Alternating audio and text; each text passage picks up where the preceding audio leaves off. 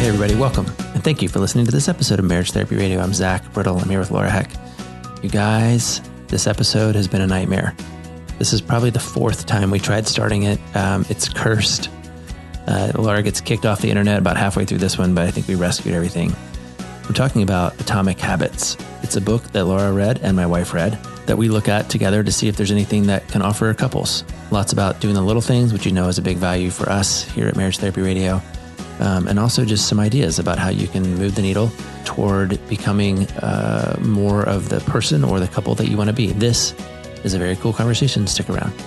This is take 3. I'm more like 4. Woof. We've started this episode 3 or 4 times because we did it and we didn't know what we were talking about. And so today, hopefully we'll figure it out. I just get a little distracted sometimes. I have to find my cheat sheet though, because I do want it. I think it's really helpful to have.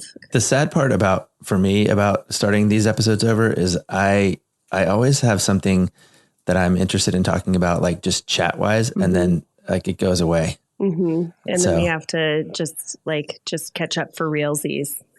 What is happening in your life though? I think we lost, for example, that day that I went through and tried to find all the blue check people that followed us on the Instagram.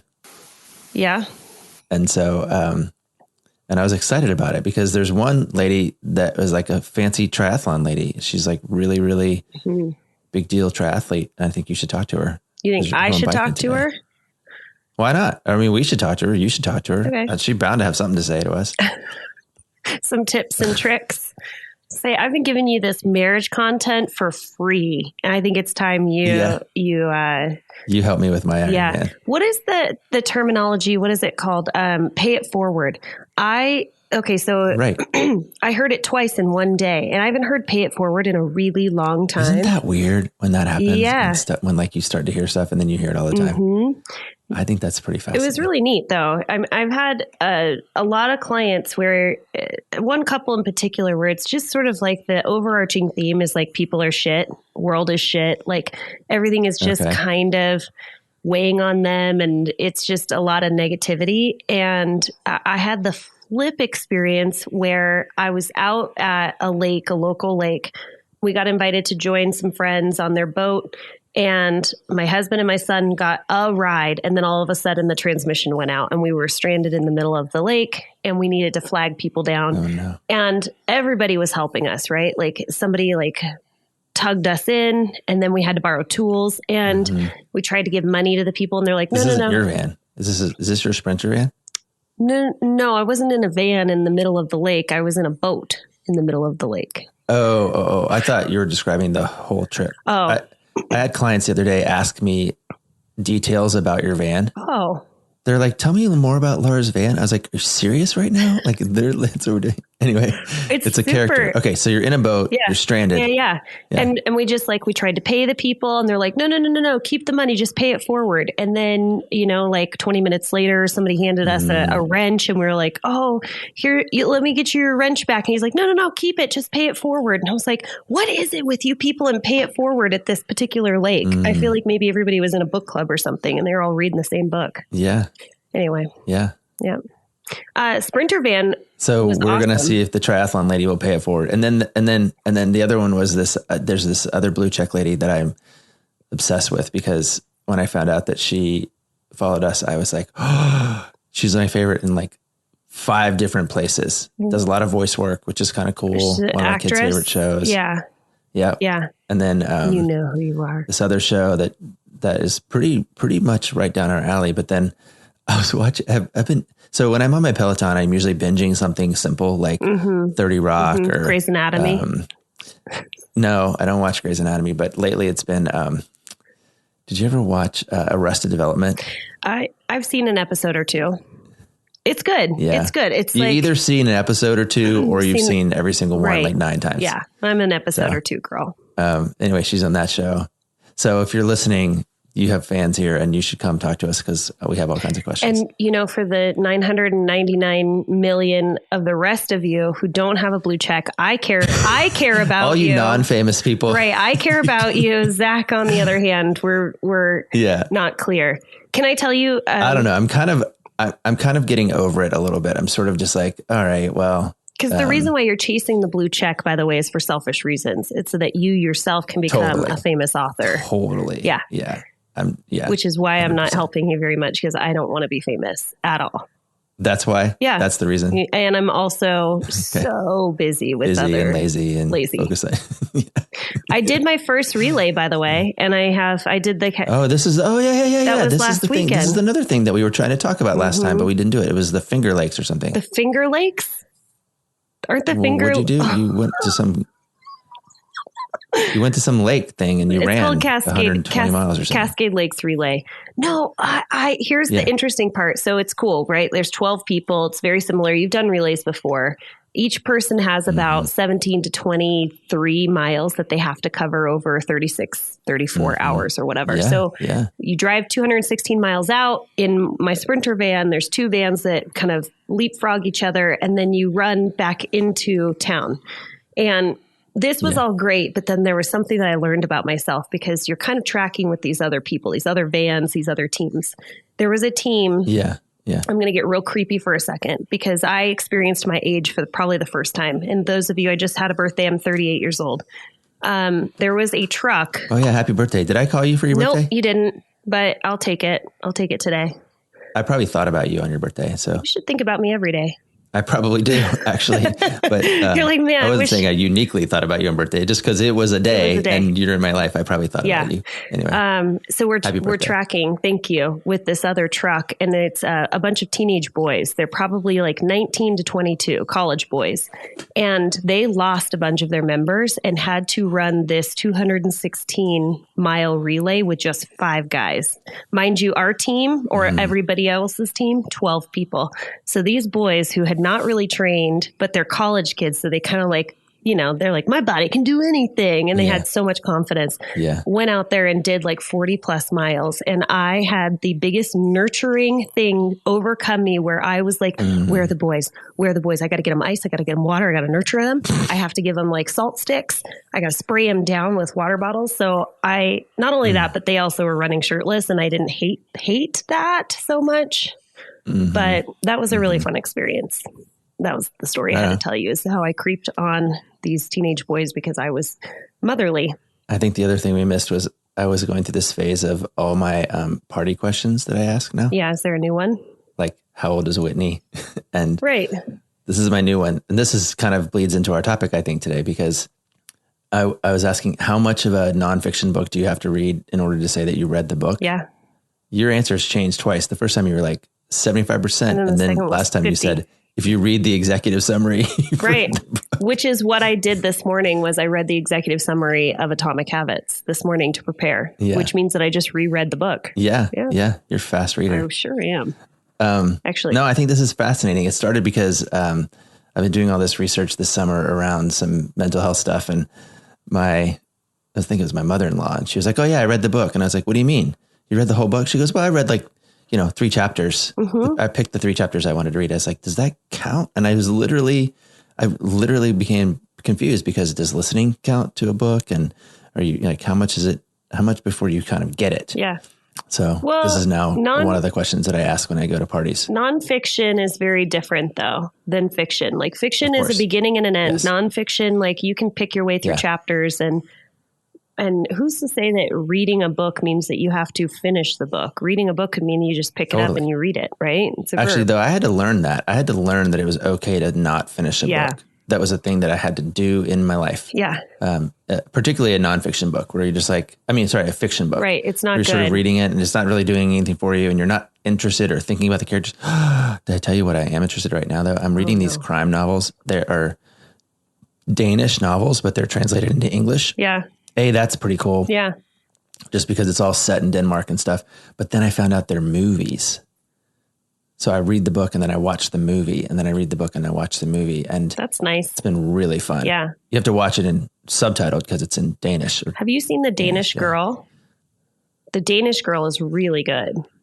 It's a true story about... No, I don't think I've seen that. Oh, okay. Yeah. It's really, really good. But it's about, I think, like the true story of one of the very first gender confirming surgeries done on male to female. Is that correct? Male to female? Yeah. Okay. Oh, so good. Okay. Yeah. Let's talk about stuff that our listeners can actually take home and say, I learned something today, other than really good recommendations, because we're about 10 minutes into the episode. I don't know about you, but with me, if I'm looking for a good Eggs Benedict, or I'm looking for a graphic designer, or maybe a mechanic, I am one to go over lists and lists of reviews. I just want to find the best. Lately, we've been trying to figure out what to do with some medical care for my daughter who's out of state. We found ZocDoc. With ZocDoc, you can find real, verified patient reviews to help you find the right doctor in your network and in your neighborhood. After all, finding the right doctor is just as, if not more important than finding the right plate of Eggs Benedict, though I do love me some Eggs Benedict. ZocDoc is a free app that shows you your doctors who are patient reviewed, take your insurance, and are available when you need them. On ZocDoc, you can find every specialist under the sun, whether you're trying to straighten those teeth, fix an achy back, get that mole checked out, or anything else, ZocDoc has you covered. ZocDoc's mobile app is as easy as ordering a ride to a restaurant or getting delivery to your house. Every month, millions of people use ZocDoc. So, go to ZocDoc.com/MTR and download the ZocDoc app for free. Start your search for top-rated doctor today. Many are available within 24 hours. That's ZocDoc.com, ZocDoc.com/MTR, ZocDoc.com/MTR. And now I am definitely hungry for some Eggs Benedict. So we're talking about Atomic Habits, which is this book that has captured your imagination that I did not read, but Rebecca did read. Did you talk to her about it? So I will cop to say, I didn't talk to her about it. I borrowed her book and I read all the parts that she underlined and highlighted. Okay. All right. Does that count as reading a book? Sure. I think you should also have a conversation with your wife, because I think this is a unique opportunity to share some intellectual intimacy with her. I mean, we've been talking about it because she's been reading it for her work and telling me things that she's learning and stuff, but we didn't have a conversation about this book for this podcast. Okay. I read Atomic Habits, and it's part of the book club that I run with other therapists that you have yet to, you joined one time, but it's been happening for about a year and a half now. So the idea behind the book club is that we read books that our clients are saying, hey, I read this book. I think it's really fascinating. And as a clinician, I think it's important for me to understand and know what my people are reading. So anyway, Atomic Habits by James Clear.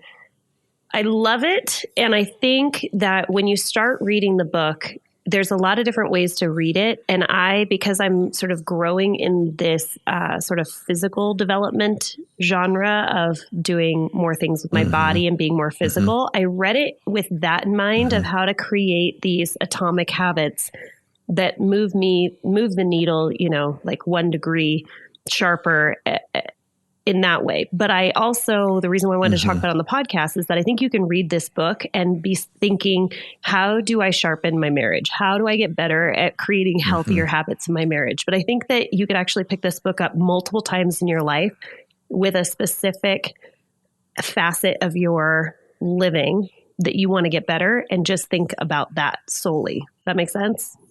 Yeah. When you were reading the underlines, were you thinking about marriages? Were you thinking about other areas of your life? Because I know that you've been kind of on a journey of getting better in lots of areas, health and wellness. Yeah. I mean, I definitely read it because you wanted to talk about it. And so I read it through that lens. I did not. I don't think it would, I actually think it's kind of hard to think about at the marriage level, in part because the book is written so much for individuals.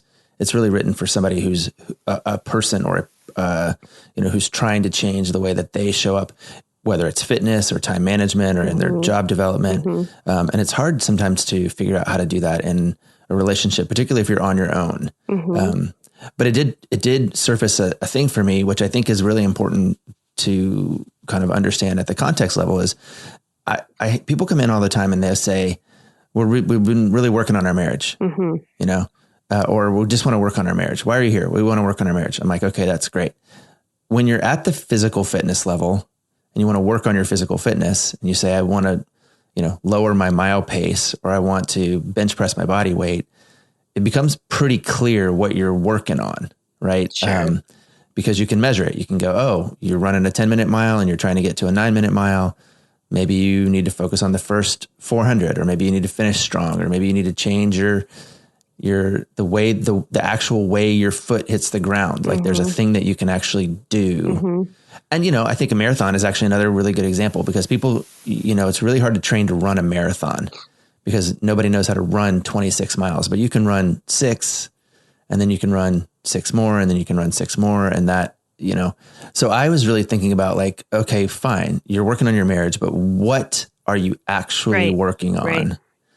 And, how are you going to choose to measure it? And then I started to kind of break that down into what do I hear most often? People want to work on communication and they want to work on intimacy are the two that I hear the most often. They don't really want to work on conflict. They want to avoid conflict, right? That's not the word that they use. But when they want to work on their marriage, the two that I hear the most is I want to work on communication. I want to work on intimacy. So that is the lens that I tried on when I was trying to think about, what can I take away from this text that is here. And there's parts of it that I really love. Other parts that I kind of was like, wait, huh?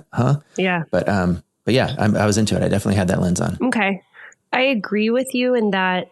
Actually, I don't. I'm going to push back a little bit. I don't know why I said I agree with you, but I think that it's very similar when people set out. For example, I signed up again with the same running group, same coach, same fall, whatever. And he said, hey, we've got about 9 returners.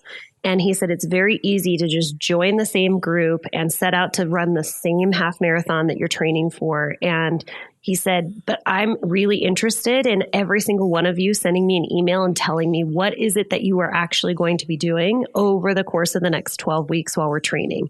Because what you just told me is it's pretty easy, right? To like say, I'm going to join a half marathon group and create these healthy habits and blah, blah, blah. And my trainer basically said, that's not actually accurate. It's maybe you want to speed up your cadence. Maybe you are looking to finish the half marathon, but feel like you have more, left in the tank, have more endurance, blah, blah, blah.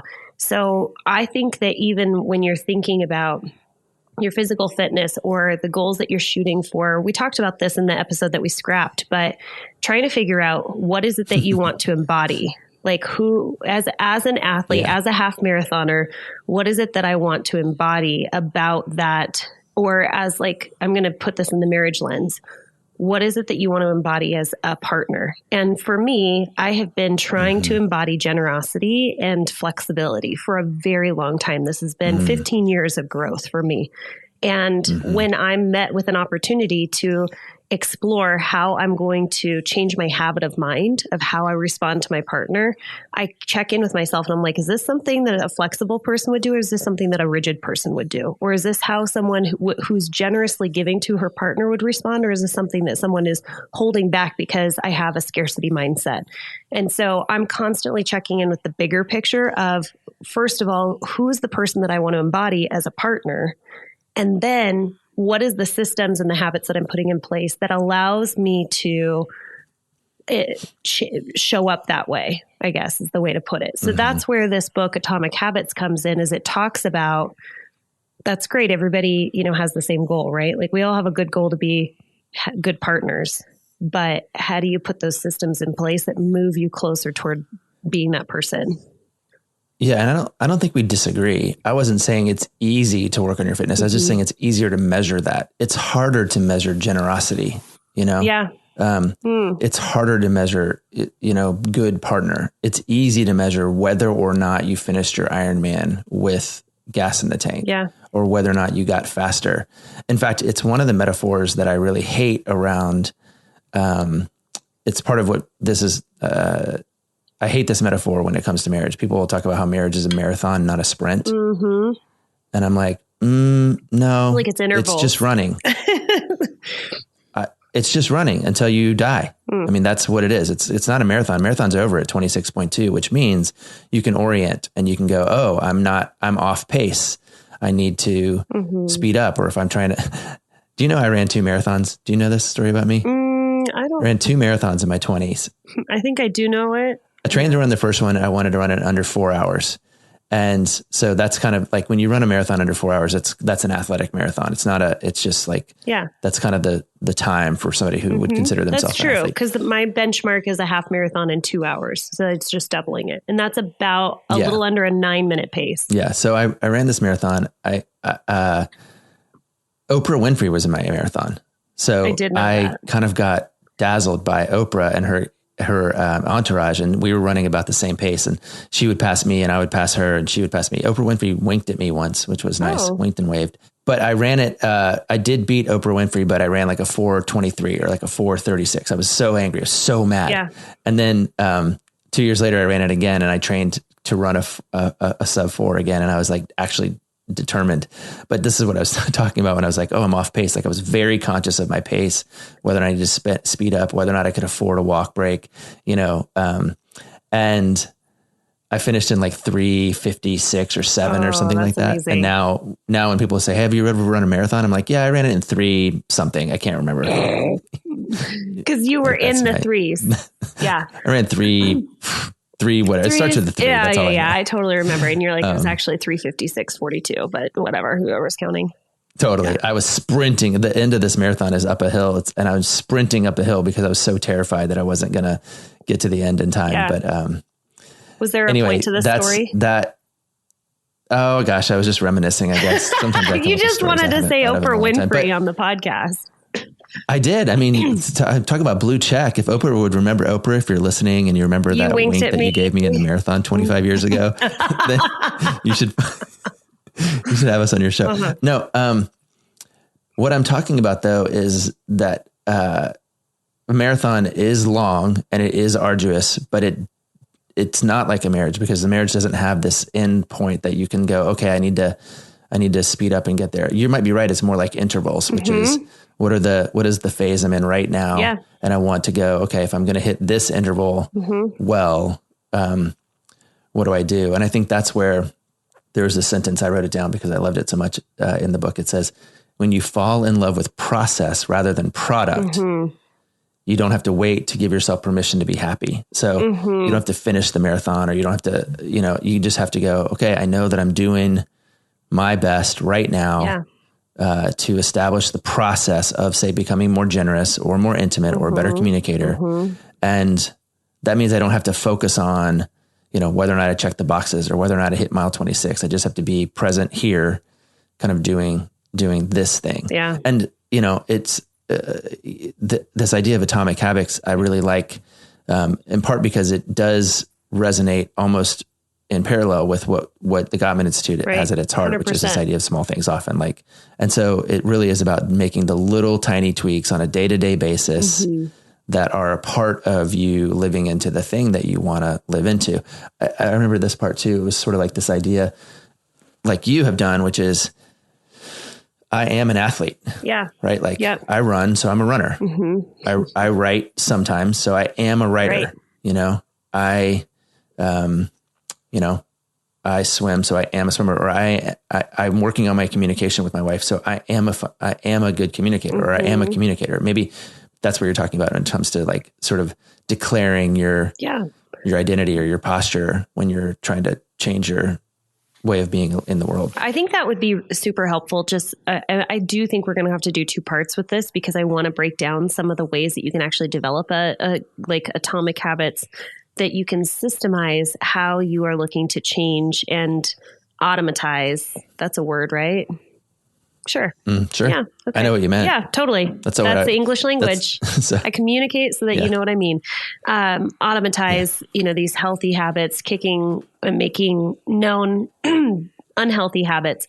But the thing I would start with today is just becoming aware of like, what is it that you want to be? What's the bigger picture? And in your marriage, if you are someone like I just shared, I started off with a whole lot of scarcity mindset. Like I wasn't really able to share my husband, like time was scarce with him. I had a hard time with him going out with his friends. And so I had kind of the scarcity mindset, and I've shifted, and I sort of checked in with myself. I'm like, you know what, Laura, I want to be the type of wife that says yes all the time. And I've shared my story of saying yes in 2014, I think was my year of yes.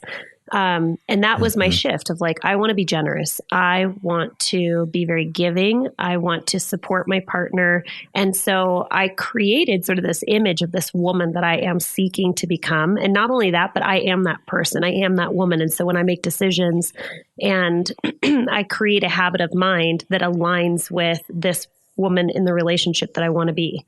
I want to work on the physical intimacy. That's another goal of mine, is like, what kind of like woman do I want to be in my marriage with my partner physically? I don't need to talk about that, but you've heard me talk about Dame products, which wink, wink, nod, nod is probably a good place to start. Hey friends, it's me, Laura. I'm going to share some personal details about my husband. He is a major snacker. I will find him rummaging around looking for anything, typically crunchy or sweet. So I guess that's the sweet and savory, that he can find in the pantry. And this started my entire quest for finding some healthy food options that I can put at his fingertips, along with my son, that they can grab, that's going to be easy snacking, that's quick and easy. And this is where I solved it, is with Daily Harvest. It's one of my very favorite when I'm stocking the pantry full of delicious organic fruits and vegetable based meals.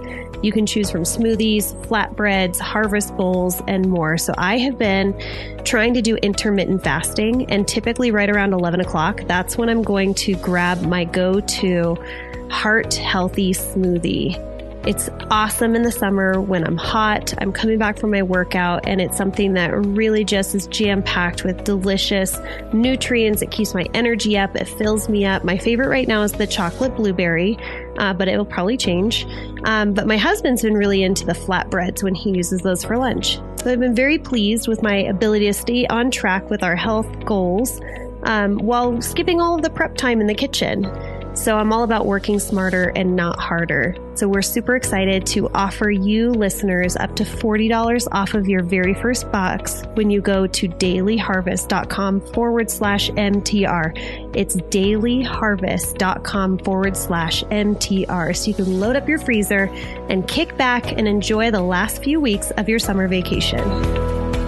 I didn't write down a lot of sentences, but I did write this one down. And here's actually the place that I think is actually pretty challenging, which is, okay, cool. I endorse that whole notion. Mm-hmm. What about for the couple?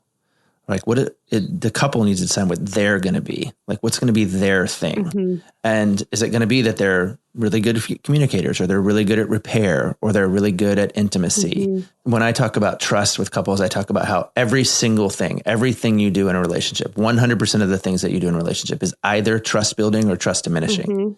And are we going to be trust builders? This is the sentence I wrote down. Every action you take is a vote for the type of person you want to become.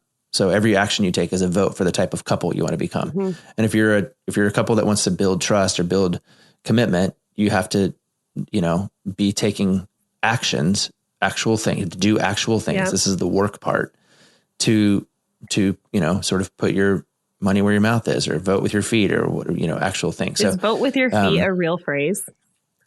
Vote with your feet is a real thing. Because it's like you actually have to get up off the couch and go vote. You're like, I hate this restaurant. Okay, prove it. Walk out. Oh, okay. Like vote with your feet, right, sort of thing. And put your money where your mouth is. Yeah, totally. I've gone out to restaurants twice this last week. Once, did you know it was my 25th anniversary? No, you didn't. No. Yeah, 25th anniversary. That's crazy. This podcast 25 years has is a gone long through time. about 4 or 5 of your anniversaries. Did you do the thing that you normally do? That's in January. That's your dating anniversary. This is our actual wedding anniversary. Okay. Anyway, we went to a very, very nice restaurant. Canlis? Which was amazing. And I can tell that story another time. But we also went to this restaurant at the mall, like a chain restaurant. Uh-huh. And I got to tell you, man, like I'm. Are you over restaurants? Doesn't matter. I've become judgmental of restaurants. Let's put it that way. COVID really took a hit for the service industry, and it's just not the same. Yeah. Anyway, you said for the couple, as you were talking about this, like doing things over and over and over. Now we're talking a little bit about habits, right? Like as the couple, yes. Trust building is the thing that you do. We finally got there to the habits part of the Atomic Habits podcast. Is you're doing this thing over and over and over as a couple. And so you can either reinforce sort of these bad habits of, let's just say you have a habit of name calling in your relationship. The more often you do it, the more you start to really wire those neurological connections over and over and over. But if you're also trying to turn, the wheel and you decide, okay, like there is one word I'm going to take out. I am going to stop cursing when we're, like in really tough spots and we're fighting. I'm just going to stop cursing. And the more you do it every single time, like one time over another, you're starting to strengthen a different neurological connection. But what you're saying, I think, is this trust building, right? It's either you're building up the relationship or you're tearing the relationship down, but it's the cumulative impact of doing that. Yeah. Yeah. Yeah. And I think, again, when I say this, I mean, there are major trust building and trust diminishing things. Sure. And then there are constant micro trust builders and trust diminishing things. And for me, what I think is, I have this experience where, you don't have to crush it. You have to nail it. You just have to effort at it. Yeah. Right. Trust building doesn't have to be you delivered on the promise. It has to be, hey, I can see that you're trying. Yeah. I can see that you're actually changing 100%. some of your things. You could be like, oh my gosh, you mother effing thing. And then you might go, oh God, I'm so sorry. Like I need to bite my tongue. And maybe you go and backwards and you go, hey, that really upset me. That it's not that you were perfect in avoiding the curse word. Right. It's that you demonstrate to your partner that you're trying to change it. Yeah. And so, and I don't know what that is to reverse sort of the bad habit, but that's where people have, curse jars, curse word jars or something where you drop and now you're starting to kind of effort toward actually changing your behavior and there being a consequence. But I was thinking more about if you're a couple and people say, tell me about this couple. Oh, they're really good at X. Particularly if you're not good at it now, what are the things that you can begin to sort of put in place about, try and make sure that you are heading in that direction. But I do appreciate for sure that the answer isn't a blanket answer, right? Some couples are good at adventure. Some couples are good at curiosity. Some couples are good at hospitality. Some couples are good at repair. Okay. And you may have to find your own thing versus just, adopt whatever we say or whatever the Bible says or your parents say or John Gottman says. Like, I think that's a big piece of it for sure. As you're talking, I was thinking about like, you come together and you're like, man, the last 25 years have been kind of crummy. Like I don't feel like we have come together and really nailed the vision of what we are hoping to accomplish. Or like what you said is it's seasons. Wow. Our season of the first 25 years was all about like raising humans and like getting careers off the ground. And now like, what are we going to be about? What's our vision of who we want to embody moving into the next 25 years? And I know you said like, relationships are not a marathon, but in a lot of ways, what I like about James Clear's book is that it talks about if you're going to make a major shift or change in your relationship or just like, hey, Laura Heck wants to become vegan, you have to start with, okay, so the first step of that is really, really small. I'm just going to replace the liquid dairy in my fridge. So I'm going to throw out the cow's milk and I'm going to replace it with almond milk. Which, by the way, did you know how much water it takes to grow almonds? Like the carbon footprint on almond milk is giant, just saying. Anyway, so I'm going to step one. And once I'm able to accomplish that, that's what I really love about this book is Atomic is tiny, right? It's these tiny shifts and changes, but Atomic is also like an atomic bomb. It's huge. It's powerful. And I love the idea that really correlates well with Dr. Gottman's work of small things often when it has a cumulative impact and it's consistent can have massive changes to overhaul what you're shooting for. So, well, I'm not a math genius. It took me a while to wrap my head around this, but I think he said something like, if you get 1% better every day, you'll be 37 times better at the end of the year. And I was like, wait, no, 1%. That's 365 times, but it's not, like the math shakes, but 1% better every day is, a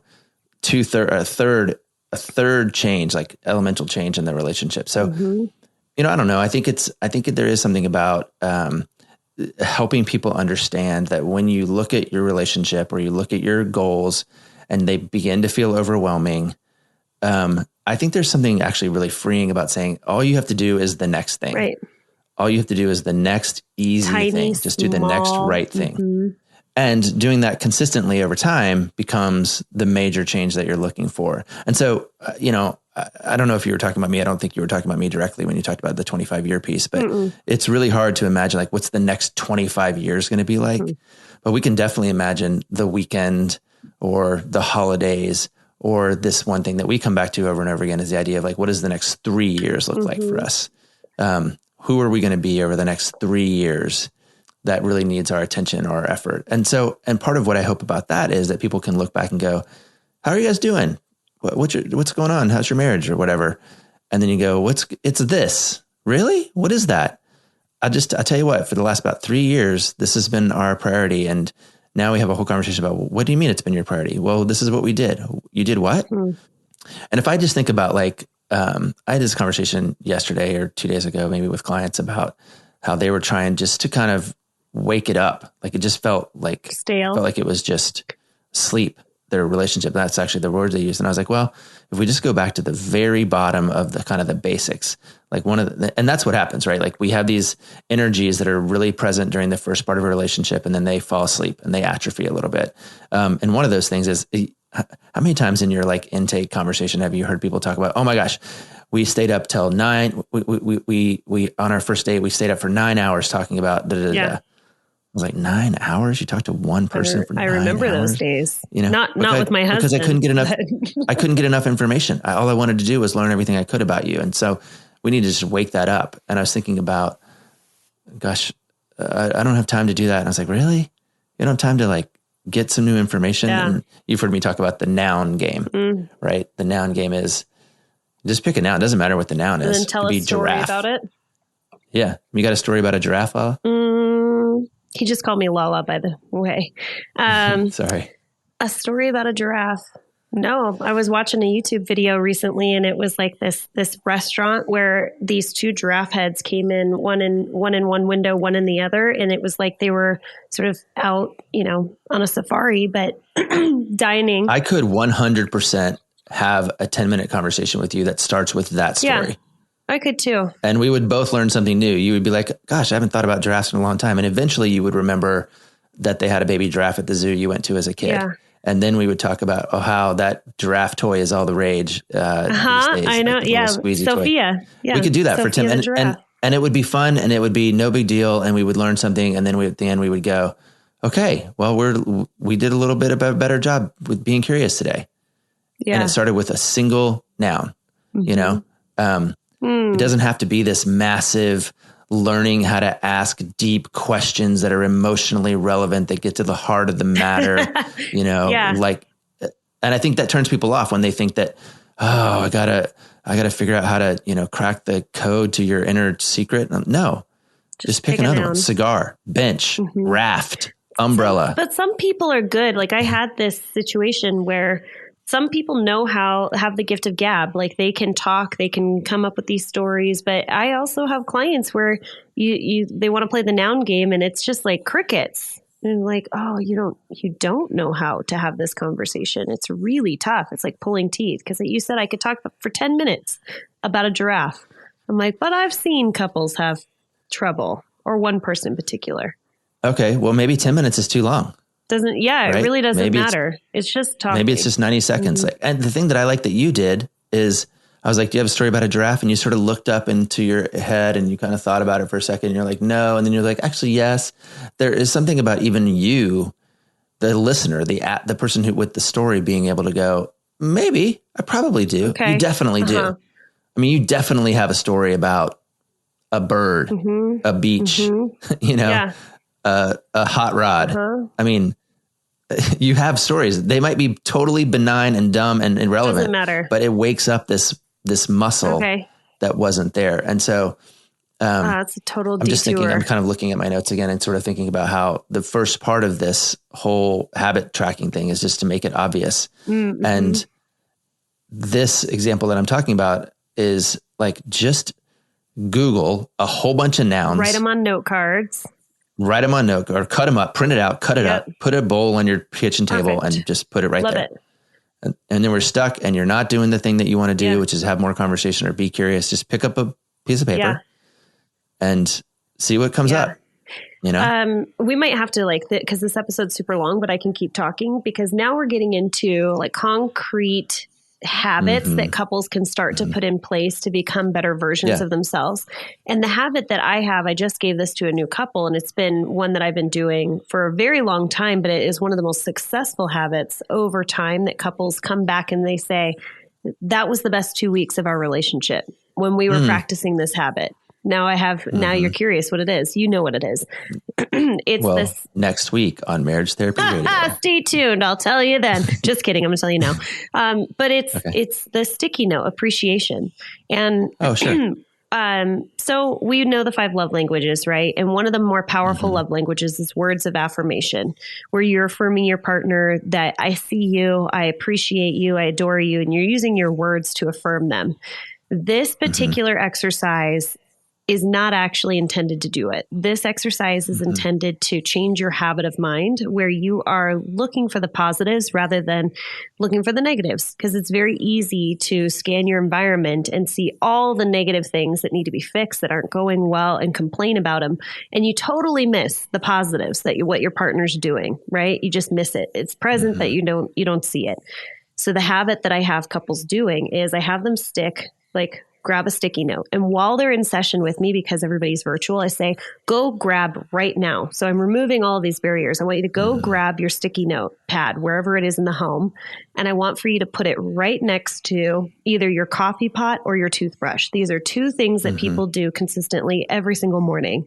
And James Clear calls it habit stacking. You're taking an existing habit that you do consistently and you are stacking a new habit on top of it. So adding something. Exactly. So they're putting their sticky note pad right next to the coffee pot with a pencil. So now they're set. And then we talk and I say, here's what I want you to do. When you go to do that thing that you do every single morning, brush your teeth or make your pot of coffee or tea or whatever, I want for you to think about what is something in the last 24 hours that you really appreciate that your partner did or said or something. You're going to affirm them in some way. And so for that 30 seconds while they're sitting there, they are changing their habit of mind. They're having to scan their history of 24 hours. What is something that I really love or adore about my partner? And I'm going to write it down on the sticky note pad and I'm going to stick it to the backsplash or to the cabinet or whatever it might be. The thing that I love about this, both of them are going to do that. I have to remind folks, this is not about words of affirmation. This is not for you to be bathed in adoration by your partner. The power of this habit is actually you taking the time out of your day and for that 30-second chunk of time to change your thought process from being in your grumpy, shit colored glasses, thinking about all the ways that your kitchen sink is still a mess. That's $1 in the person jar. Oh, pardon me. That's right. But you're going to change. You're going to be like, what do I actually really love that my partner did? And you're going to be really specific. And the reason why this habit is so helpful for folks is that I'm stacking it on top of an existing habit. And like you said, you're stumbling over it. You're like, it's obvious right there. You have your sticky note pad that is going to just be a visual cue to you that you have something to do first thing in the morning. So I have them do it for 2 weeks. And after 2 weeks, they are in a good habit of mind of thinking about positive things about their partner. But then their partner is also like, wow, I feel really seen. I feel really loved and adored. It's a very powerful habit and it's super small, but it is one that sticks with people because it follows James Clear's sort of suggestions. Totally. Yeah. I'm going to take a breath now because that was a lot of talking. Yeah. You got a big day coming up on your bike. Yeah. So, we should tell people, you can actually see us. We have a YouTube channel, right? You do? Oh, yeah. Us? Yeah. Mine's a fans only. I'm just kidding. We have some YouTubes. We have, sometimes they put our videos on the socials. I do have a bone to pick about that. Either I'm not saying anything interesting or you're the one that's cutting the check because you have more quotes and visuals on that they're pulling from our clips. And I was like, how come I'm not included? I can definitely, you've been on there a couple times, but all I have to do is tell them, make sure Laura gets equal, whatever, because I don't say anything to them. All they do is listen to it and publish whatever. Yeah. So, they've done you a couple times, but I can definitely make sure that happens. But they did you once and they just called you Laura. And I was like, nope, make sure you put Laura Heck because that's her name. She's not just because you know this weird thing about men and women, like how men get like the last name and it's like they get their last name, and most things named after women are named for their first names. Yeah. I didn't know that. Thank you. I appreciate you thinking about me. Yeah. No. Even like when I'm reading Twitter, sometimes they talk about female politicians, right, and they refer to them and with first name, like Nancy and AOC and Elise, and like, but all the men are, nobody's like Dave, or right. I guess there's Mitch. Mitch gets Mitch, but whatever. Sorry, Jay. That's anyway. Right, we're off on a tangent. But what I was getting at is that you can watch us. Like, so if you're curious, like what it looks like for Zach and Laura to be doing the podcast, we take the visual recording and we upload it to YouTube, right? Yeah, there's not the whole thing, but some clips are on YouTube, and then usually there's a video on the Instagram because we're getting fancy. We're chasing that blue check. Just so one of us, but I'm part of this relationship too, I guess.